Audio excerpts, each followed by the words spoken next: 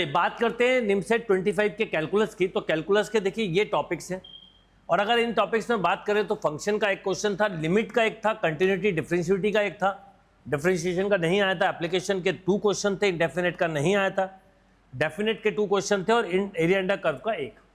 पर डेफिनेट के 2 क्वेश्चन में एक क्वेश्चन को रिजेक्ट कर दिया था। क्यों करा था वो बताता हूँ।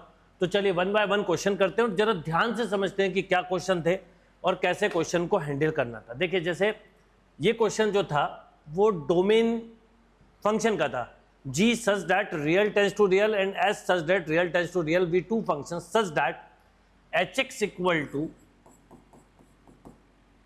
सिग्नम फंक्शन ऑफ gx दिया है। वैसे सिग्नम फंक्शन होता क्या है, तो सिग्नम फंक्शन मतलब मॉड x अपॉन x, ऐसा x नॉट इक्वल टू 0, मतलब ये 0 नहीं होना चाहिए। अब यहां पर gx की बात की है तो आप ऐसा भी बोल सकते हैं कि मॉड gx अपॉन gx ऐसा।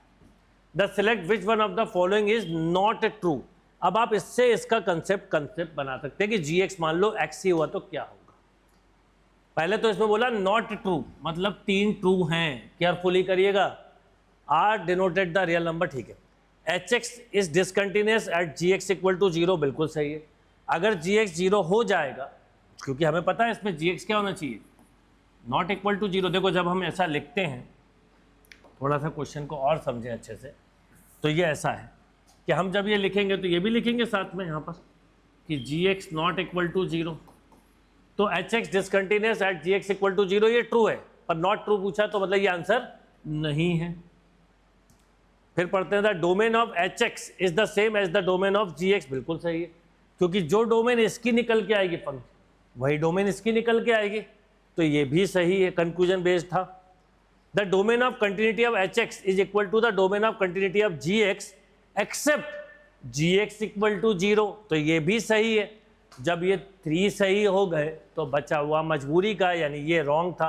अब इसको जरा पढ़ें तो the domain of hx is different from the domain of gx at the same point, ये रॉन्ग हो गया। तो इसका मतलब क्योंकि अलग अलग नहीं होगी तो ये रॉन्ग स्टेटमेंट था, तो ये फंक्शन का क्वेश्चन था, राइट। अब देखिए एक लिमिट का भी क्वेश्चन था, what is the value of, यहाँ माइनस दिया माइनस एक्स प्लस 1, अब 1 upon e power x plus 1 minus 1, limit x tends to infinity दिया हुआ है। अब पहले एक चीज समझिए, आपने एक फॉर्मूला पढ़ा होगा, e power x minus 1 upon x होता है 1। अगर थोड़ी देर के लिए मैं इसमें एक्स प्लस 1 को टी मान लूँ, समझाने के लिए ले रहा हूँ, राइट, बल्कि 1 बाय टी को 1 अपॉन एक्स प्लस 1 मान लें, या ऐसा बोल सकते हैं कि x प्लस 1 को 1 अपॉन टी मान लें। x टेंस टू इन्फिनिटी था, देयरफॉर t टेंस टू 0 हो जाएगा। तो इसका मतलब ये क्वेश्चन कुछ ऐसा हो गया, limit t tends to 0, minus तो है ही रहेगा, x प्लस 1 को 1 अपॉन टी माना, तो e power t minus 1 upon T, and this is the minus 1, तो आंसर क्या आ गया, माइनस 1। यानी क्वेश्चन फॉर्मूले बेस्ड था, बट अगर आपके कंसेप्ट क्लियर है कैलकुलस के, जैसे कई बार बच्चे बोलते हैं सर कैलकुलस छोड़ दें, तो मैं पूछूंगा आपसे कि क्या सही में कैलकुलस छोड़ना चाहिए। अगर आपका कैलकुलस का बेसिक क्लियर है तो कहीं ना कहीं आपको फायदा मिल सकता है। चलिए नेक्स्ट क्वेश्चन देखते हैं क्या है। अब ये निमसेट का कुछ फेवरेट क्वेश्चन ही है, स्पेशली जो इस तरह का क्वेश्चन आपने देखा होगा, f x equal to x sine 1 by x या x square sine 1 by x like this. अब जरा इस क्वेश्चन को समझें, तो यहाँ दिया x power alpha sine 1 upon x power beta, x not equal to 0, x equal to 0 पर 0, ठीक है। उसका रीजन भी है, क्यों 0 होता है, क्योंकि उसका रीजन है sine 1 upon x power beta, sandwich theorem है, ये -1 से +1 में ऑक्सीलेट करता है। अब एक्स पावर माइनस अल्फा का मल्टीप्लाई कर भी दो, मतलब एक्स पावर अल्फा का,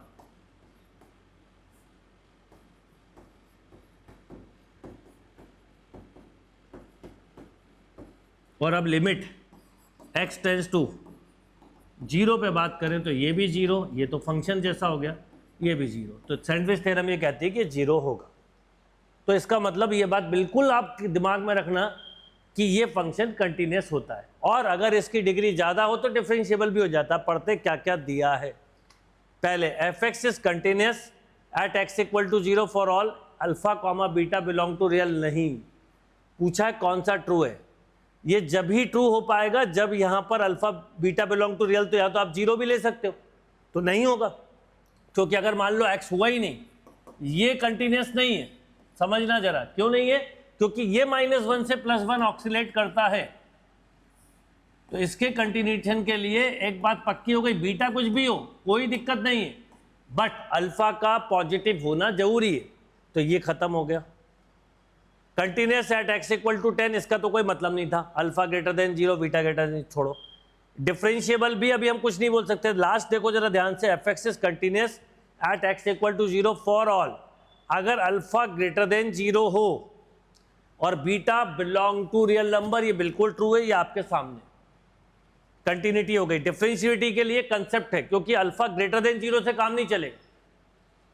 अल्फा ग्रेटर देन 1 मतलब x इंटू साइन 1/x हो, ये डिफरेंशिएबल नहीं होगा, पर x² हो ये डिफरेंशिएबल हो जाएगा। और ये क्वेश्चन सबसे ज़्यादा आप डिस्कस करते हो, क्योंकि ये निमसेट का फेवरेट क्वेश्चन।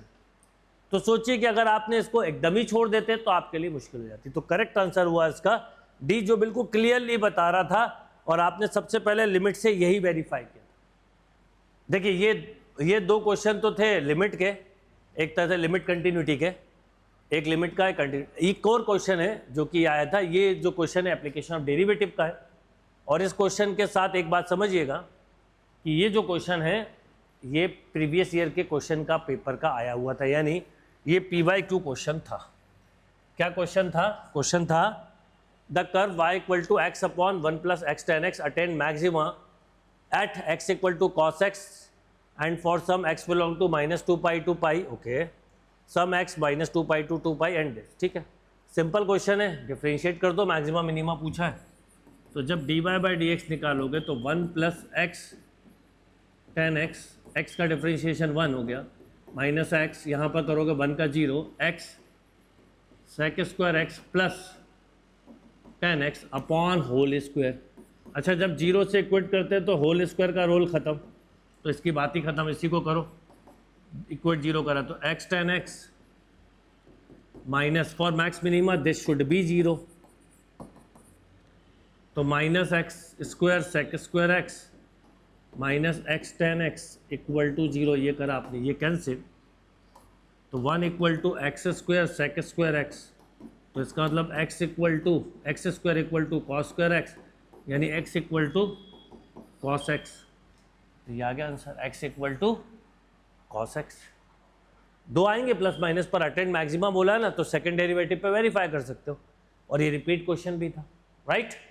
देखिए एक और क्वेश्चन क्या था एप्लीकेशन ऑफ डेरिवेटिव का, the slope of the normal to the curve. एक तो स्लोप ऑफ द नॉर्मल पूछा, normal line to the curve x = t² + 3t - 8 and y = 2t² - 2t - 5 at the point 2, -1। तो आपको सबसे पहले स्लोप ऑफ नॉर्मल पूछा है, dy/dx जो है वो स्लोप ऑफ टेंजेंट को बताता है, और इसका रेसिप्रोकल का नेगेटिव नॉर्मल होगा, तो हम चाहें तो dy/dx निकाल लेते हैं।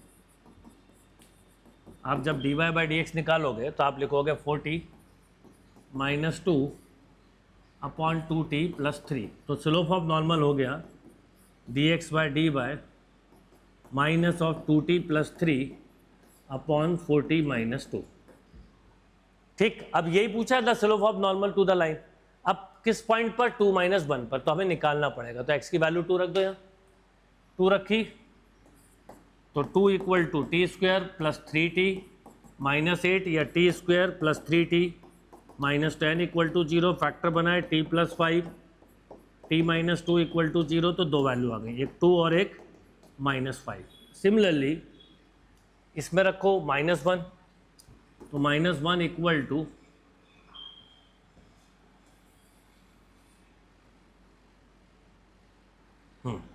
-1 = 2t² - 2t - 5, तो 2t² - 2t - 4 = 0, तो t² - t - 2 = 0, तो t - 2 इंटू t + 1, तो t = 2 और -1 बेटा।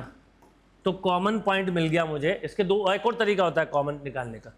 कॉमन पॉइंट मिल गया 2, बस 2 यहाँ रख दो, तो 4 + 3 7, 8 - 6 7 -7/6 -7/6 इज आंसर। दूसरा, आप अगर चाहे तो कॉमन पॉइंट ऐसे भी निकाल सकते हो कि t² को ही सॉल्व कर लो, मतलब इन दोनों में से इक्वेशन को बैलेंस कर लो तो भी हो जाएगा, डायरेक्ट ही निकल आएगा। कैसे देखो बताता हूँ। 2x = 2t² + 60 - 16, y = 2t² - 2t - 5, solve किया, माइनस माइनस प्लस प्लस, ये हो गया 2x - y, ये कैंसिल, ये हो गया 60 + 2t 8t - 11, क्योंकि -16 + 5। अब x की वैल्यू थी 2 तो 4, y की वैल्यू थी 1, 1 = 8t - 11, तो ये हो गया 16 = 8t, तो देखिए t = क्या आ गया 2, ये 2 यहाँ रख दो। यानी ये दो तरीके से आप क्वेश्चन को इजीली मैनेज कर सकते थे। ये एप्लीकेशन ऑफ डेरिवेटिव के दो क्वेश्चन थे, राइट। देखिए नेक्स्ट क्वेश्चन देखते हैं। इंडेफिनेट का तो क्वेश्चन आया नहीं था 25 में, डेफिनेट का आया था 0 to π/2 1 + 2 cos x upon 2 + cos x का whole square dx lie in the interval. यानी एक्चुअल में इस इंटीग्रल का रेंज पूछा है कि किस, मतलब इसकी वैल्यू क्या आएगी। अब इसको करने के देर आर 3 मेथड। अच्छा खासा टाइम टेकिंग क्वेश्चन हो सकता था अगर इसको आप हाफ एंगल से करते, यानी अगर आप इससे करते, जो एक्चुअल में मेथड की बात करें तो ये हो गया, ठीक। फिर ट्रिक्स की भी बात करते हैं। अगर रेंज की बात करें तो इनडेफिनेट इंटीग्रल का कभी भी कोई क्वेश्चन आए a to b f(x) dx और इसकी रेंज बोले तो b - a f minimum to b - a f maximum, मतलब अपर लिमिट और लोअर लिमिट के बीच में। अब अगर हम देखें, और नॉर्मली आप लोअर लिमिट और अपर लिमिट से मिनिमम मैक्सिमम निकाल सकते हो या डिफरेंशिएट करके निकाल सकते हो। अब अगर 0 से π/2 को माइनस करें, मतलब π/2 - 0 करें तो π/2 ही आएगा। अब अगर मैं इसमें 0 रख दूं तो क्या मिलेगा, 0 रख दोगे तो 1 + 2 अपॉन 3 का स्क्वायर, क्योंकि 0 रखा कॉस 0 1 होता है, तो ये हो जाएगा 3 अपॉन मतलब 1/3 बेसिकली। अब आपने π/2 रखा तो ये 0 हो गया, तो 1/4 मिला, यानी 1/4 से 1/3 के बीच में। अब अगर ध्यान दें तो ये वाला आंसर एक ही ऑप्शन में था, लाइक 0 to 1। अच्छा, दूसरा, ये तो एक तरीका हुआ। दूसरा, एक और बात ध्यान से समझिएगा कि अगर इस क्वेश्चन को ध्यान से देखें और थोड़ा सा लॉजिक से, क्योंकि पूरा मेथड तो टाइम टेकिंग था, अगर आप ध्यान से देखें तो 1 + 2 cos x upon 2 + cos x का होल स्क्वायर है। अब नीचे होल स्क्वायर दिया, आपको भी पता है कि इंटीग्रल में अगर आप उसी फंक्शन का इंटीग्रेट कर सकते हैं जिसका डिफरेंशिएशन पता, यानी ये जो लिखा है वो f' लिखा है, तो ओरिजिनल फंक्शन क्या हो सकता है, और होल स्क्वायर है। तो अगर मैं ओरिजिनल फंक्शन को थोड़ी देर के लिए सोचूं कि a/2 + cos x का होल cos x है, ये मतलब कोई मान लो एक gx फंक्शन है। अब gx क्या हो सकता है वो बताता हूँ। अब मैं आपसे बोलूँ इसका डिफरेंशिएशन क्या होगा, थोड़ा कॉम्प्लिकेटेड है, बट इसलिए समझाना जरूरी है कि आगे के लिए कई बार आपको यूज आएगा कि अगर आप कभी भी थोड़े भी लॉजिक से फंक्शन को क्लिक कर पाए तो ये सिंपल हो जाएगा। तो 2 + cos x इंटू आप लिखते g' माइनस gx इंटू क्या लिखते डिफरेंशिएशन ऑफ दिस, तो minus sine x upon 2 + cos x। बेटा अब आप सोचो कि gx क्या हो सकता था, क्योंकि ऊपर 2 + cos x चाहिए, यहाँ पर माइनस साइन x से साइन नहीं आना चाहिए। तो अगर gx sin x ही ले लें, मान लो थोड़ी देर के लिए कि gx को यहाँ पर हम sin x ही मान लें, तो क्या होगा 2 + cos x, sin x का डिफरेंशिएशन हुआ cos x minus sin x into minus sine x upon whole square. अब आपने इसका मल्टीप्लाई किया तो देखो क्या आया, 2 cos x plus cos square x plus sine square x upon 2 + cos x का होल स्क्वायर, ये हो गया 1, यानी 1 + 2 cos x upon 2 + cos x का होल स्क्वायर। मतलब मुझे ओरिजिनल फंक्शन मिल गया कि अगर f(x) ये होता क्या sin x upon 2 + cos x, तो ये उसका डिफरेंशिएशन है, राइट। ये भी एक टेक्निक होती है। तो कई बार आप क्वेश्चन को देख के देखो कि जिस फंक्शन को इंटीग्रेट करने के लिए बोला, अगर उसका ओरिजिनल फंक्शन समझ में आ जाए तो आप डायरेक्ट आंसर लिख सकते हो। तो इसका मतलब ये हुआ कि यहाँ पर आप इसका आंसर लिख सकते थे क्या, sin x upon 2 plus cos x. अब क्या दिया, 0 to π/2, π/2 रखा तो ये हो गया 1/2 और 0 रखा तो 0 ही हो गया, तो आंसर हुआ 1/2। यानी एग्जैक्ट रिजल्ट 1/2 है, जो कि 0 से 1 में लाया करेगा। एंड थर्ड जो मेथड जो मैंने बताया हाफ एंगल, उससे काफ़ी टाइम लग सकता था। ये था डेफिनेट का क्वेश्चन, राइट। अब एक और बात करते हैं। डेफिनेट का एक क्वेश्चन और आया था पर ये रिजेक्ट हो गया था, बिकॉज dy/dx जब डिफ्रेंशिएट करते हैं तो यहाँ पर 2 sin x दिया था, sin x स्क्वायर, तो t दे दिया इन्होंने, t equal to pi. t equal to pi नहीं होना चाहिए था, वो x के टर्म में होना चाहिए था। तो खैर ये रॉन्ग क्वेश्चन था। और ऐसे क्वेश्चन आप याद रखिए कि हर साल कुछ ना कुछ 1-2 क्वेश्चन आते हैं, आप उलझे ना रहें, क्वेश्चन को सही करने की कोशिश ना करें, सबको इक्वल बोनस मिल जाता है। बोनस मतलब वो उस क्वेश्चन को ही रिजेक्ट कर देते हैं। चलिए नेक्स्ट क्वेश्चन देखते हैं। देखिए नेक्स्ट क्वेश्चन था एरिया अंडर कर्व का। ये कैलकुलस के क्वेश्चन थे। अब इस क्वेश्चन में भी कई बच्चों ने मिस्टेक की थी, क्या की थी वो बताता हूँ। सबसे पहले एरिया अंडर कर्व का कभी भी कोई क्वेश्चन आए तो उसमें एक सिंपल रूल है कि आपको ये देखना पड़ता है कि जो जितनी कंडीशन दी है उनसे मिलके जो कर्व बनता है इक्वल टू एरिया। जैसे यहाँ पे दिया y equal to sine x, y equal to cos x, पर साथ में दिया है 0 to π/2, मतलब x की लीस्ट वैल्यू देखें तो 0 है और हाईएस्ट वैल्यू देखें तो π/2। कहीं पे x एक्सिस इन्वॉल्व नहीं है। मोस्ट ऑफ द स्टूडेंट ने क्या किया है इसमें समझना, cos π/2 पे 0 हो जाता है और sin π/2 पे मैक्स होता है, ठीक। मोस्ट, और ये π/4 पे मीट करा। मोस्ट ऑफ द स्टूडेंट ने ये वाला एरिया निकाल दिया, ये वाला। बट ये वाला एरिया में दिक्कत ये थी, ना तो x इक्वल टू 0 आया ना x इक्वल टू π/2। तो पहले तो ये मिस्टेक थी, ये नहीं करनी थी। अब सही एरिया क्या होगा वो भी बताता हूँ। देखिए अब x इक्वल टू 0 मतलब हुआ, x इक्वल टू 0 का मतलब हुआ y axis, x equal to π/2 का मतलब ये लाइन हुई। तो ये जो एरिया था, ये जो दिख रहा था, ये रिक्वायर्ड एरिया था, ये था ही नहीं। और मीटिंग पॉइंट था π/4। तो आपको 0 से π/4 में, अब ये ऊपर वाला कर्व cos है, तो cos x minus sine x, नीचे वाले कर्व को, ये एम्प्टी एरिया को माइनस करना है। साइन एक्स किया प्लस, अब प्लस ही करना है, π/4 से π/2। अब ये वाला कर्व हो गया, इधर पे निकालोगे साइन एक्स और ये cos, तो sine x minus cos x। ये इस क्वेश्चन की ब्यूटी थी। जितनी कंडीशन दी है वो लेना है। अगर x एक्सिस बोले ही नहीं तो क्यों लेंगे हम। अब इसको अगर मैं सॉल्व करूं तो देखिए क्या आएगा, साइन एक्स और माइनस साइन एक्स का माइनस कॉस एक्स, तो प्लस हो जाएगा। ये हुआ 0 to π/4 प्लस, वहाँ गए तो माइनस कॉस एक्स और माइनस का साइन एक्स। उसमें चिंता मत करो, माइनस आ गया, वो अभी सब बैलेंस होने वाला है। आंसर प्लस में ही आएगा क्योंकि फर्स्ट क्वाड्रेंट है। अब आपने π/4 रखा तो 1/√2, 1/√2 √2 और 0 रखा तो माइनस का 1 प्लस। अब π/2 रखिए, इसमें ध्यान से रखिए, तो ये 0, ये मिला -1, राइट। और जब आप रखेंगे माइनस पहले से ही तो प्लस हो जाएगा, और π/4 तो √2, यानी basically 2 times of √2 - 1 is a answer. 2 times of √2 - 1 is a answer. ये थे कैलकुलस के क्वेश्चन।